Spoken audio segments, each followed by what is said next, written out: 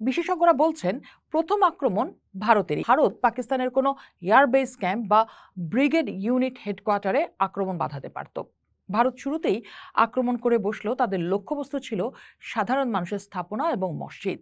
পক্ষান্তরে পাকিস্তান 6টি ভারতীয় জেট এয়ার ভূপাতিত করেছে এবং ভারতের শ্রীনগরের ব্রিগেড সদর দপ্তরে আক্রমণ করেছে।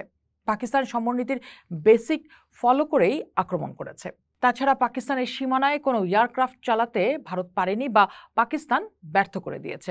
এই প্রেক্ষাপটে ভারতের এই সুযোগ রয়েছে যে তারা পাকিস্তানের বিরুদ্ধে সীমিত সামরিক শক্তি ব্যবহার করতে পারবে, কারণ প্রচলিত যুদ্ধ সক্ষমতার দিক দিয়ে এগিয়ে রয়েছে নয়াদিল্লি।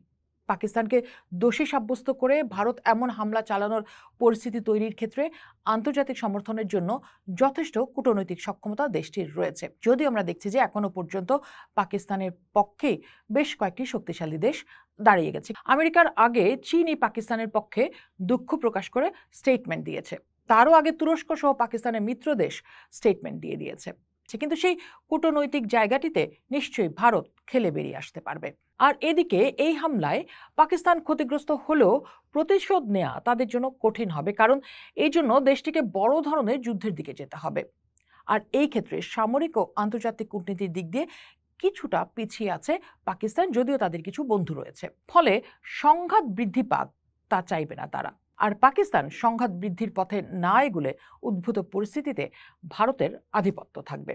পারমাণবিক শক্তিধর দুই দেশের উত্তেজনার মধ্যে সীমিত যুদ্ধ শেষ পর্যন্ত সীমিত পরিসরে নাও থাকতে পারে। দুপক্ষই রক্ত ঝরাতে ঝরাতে আরও সংঘাতের দিকে এগিয়ে যেতে পারে। শুধু আত্মসম্মান নয়, বরং প্রতিপক্ষকে প্রতিরোধের জন্য তৃতীয় পক্ষের হস্তক্ষেপ ছাড়া সংঘাত থামানোর জন্য প্রস্তুত নাও থাকতে পারে তারা। আর যদি এই সংঘাত নিয়ন্ত্রণে না আসে, তাহলে দুই দেশের মধ্যে সীমিত যুদ্ধ বড় আকারের আঞ্চলিক সংঘাতে রূপ নিতে পারে। সেই পরিস্থিতি এড়াতে আন্তর্জাতিক মহলকে আরও তৎপর হতে হবে, কারণ দুই পারমাণবিক শক্তিধর দেশের মধ্যে অপ্রত্যাশিত যুদ্ধ বিশ্ব শান্তির জন্য একটি বিরাট হুমকি হয়ে দাঁড়াতে পারে, অন্তত এই মুহূর্তে। তাই এখন সময় দুই দেশকে আলোচনার টেবিলে ফেরানোর। কষ্টকর হলেও শান্তির সংলাপই পারে এই সংকটের সমাধান দিতে। পোস্ট দেখুন, ভাবুন, করুন। পোস্টের সাথেই থাকুন।